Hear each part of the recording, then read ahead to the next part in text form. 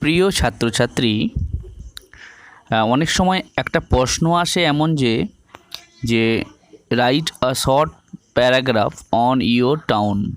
আমরা তো অনেক সময় আওয়ার ভিলেজ এই সব টপিকের উপর কিন্তু প্যারাগ্রাফ দিয়ে থাকি বা আমরা প্র্যাকটিস করি, কিন্তু মাই টাউন বা আমার শহর নিয়ে কিন্তু সচরাচর আমরা কিন্তু আমাদের প্যারাগ্রাফ রেডি করা হয়ে থাকে না। তাই একজন ছাত্রের রিকোয়েস্টে আমি এই প্যারাগ্রাফটা রেডি করলাম। খুব সহজ ভাষায় লেখা রয়েছে, তো তোমরা জাস্ট একটু দেখে রাখতে পারো। আগামী দিনে এগুলো তোমরা নিজেদের মতো করে অবশ্যই লিখতে পারবে। দেখো, আমার শহর মানে হচ্ছে যে মাই টাউন, অর্থাৎ আমার শহর। দেখো কিভাবে করা হয়েছে হেডলাইনটা, মাই টাউন। তোমরা শুধু ইংরেজিটা লিখে নেবে, দেখবে এটা একটা সুন্দর ছোট প্যারাগ্রাফ হয়ে যাচ্ছে। আমি কিভাবে ইংরেজি থেকে বাংলা থেকে ইংরেজিতে ট্রান্সলেট করছি সেটাও তোমরা দেখতে পাবে, অর্থাৎ তোমরা এখানে ট্রান্সলেশনও শিখতে পারবে। দেখো, আমি পশ্চিম মেদিনীপুরের ঘাটালে বসবাস করি।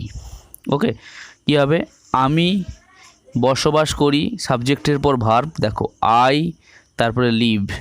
ওকে, কোথায় বসবাস করি? ঘাটালে, ছোট জায়গা। তারপরে দেখো অ্যাড ঘাটাল, তারপরে বড় জায়গা পশ্চিম মেদিনীপুর, ইন পশ্চিম মেদিনীপুর। তাহলে কি হলো? I live at Ghatal in পশ্চিম মেদিনীপুর। এটা একটা ছোট্ট শহর। দেখো, এটা মানে হচ্ছে যে এটা হয়, অর্থাৎ it is a small town. এটা একটা ছোট্ট শহর। ওকে, তারপরে দেখো, এটা একটি পৌরসভা এলাকা বা পৌর এলাকা। ওকে, পৌরসভা না লিখে পৌর এলাকা লিখলে এটা বেশি ভালো লাগবে। তো it is a municipal area. দেখো, এটা হয় একটি, ইট ইজ আ পৌর অর্থাৎ মিউনিসিপ্যাল এলাকা ইংরেজি হচ্ছে area. It is a municipal area. আমাদের ওয়ার্ড নম্বর হলো 14। দেখো, আমাদের আওয়ার ওয়ার্ড নাম্বার ইজ 14, 14। এটা শিলাবতী নদীর তীরে অবস্থিত। দেখো, অর্থাৎ এটা হয়, দেখো এটা অর্থাৎ ইট ইজ। দেখো এখানে এটা হয় কিন্তু দেওয়া নেই, কিন্তু তোমাকে ইংরেজি লেখার সময় অবশ্যই এখানে ভার্বটা দিতেই হবে। It is beside the river Shilabati. তো দেখো, এটা হয় শিলাবতী নদীর তীরে। দেখো, এখানে আমি কিন্তু অবস্থিত এই শব্দটার জন্য কোনো ইংরেজি ওয়ার্ড ইউজ করিনি।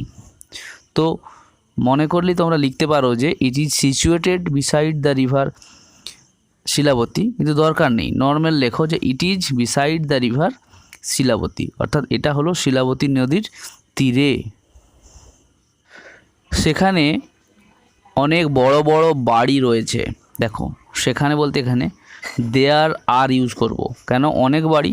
দেখো, সেখানে আছে অনেক বাড়ি, দেয়ার আর মেনি টল বিল্ডিংস, অর্থাৎ বড় বড় ইংরেজি হচ্ছে এখানে টল।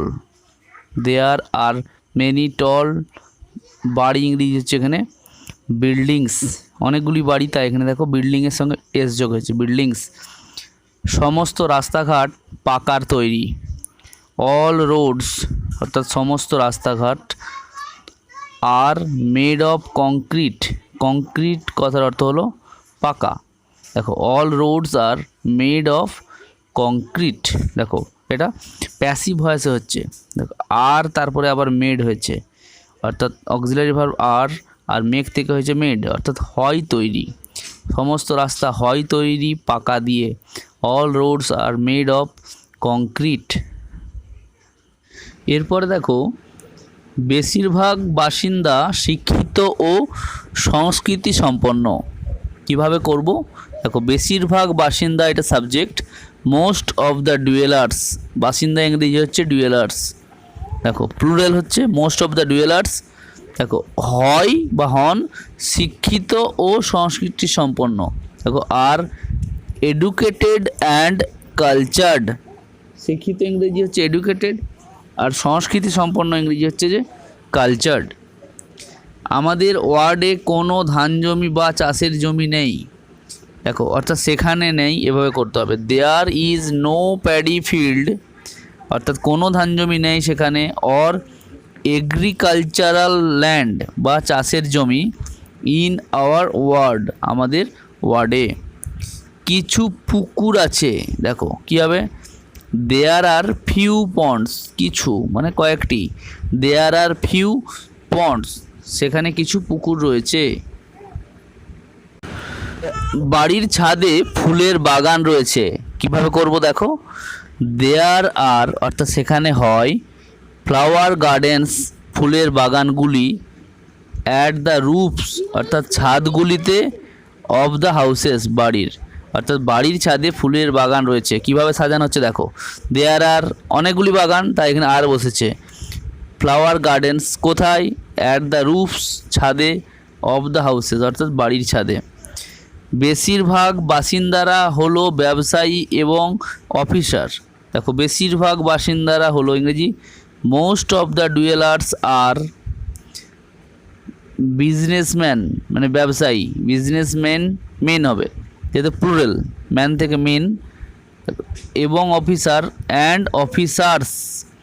ওকে, কিছু মানুষ শ্রমিক, ফেরিওয়ালা ও টোটো চালক হিসেবে কাজ করে।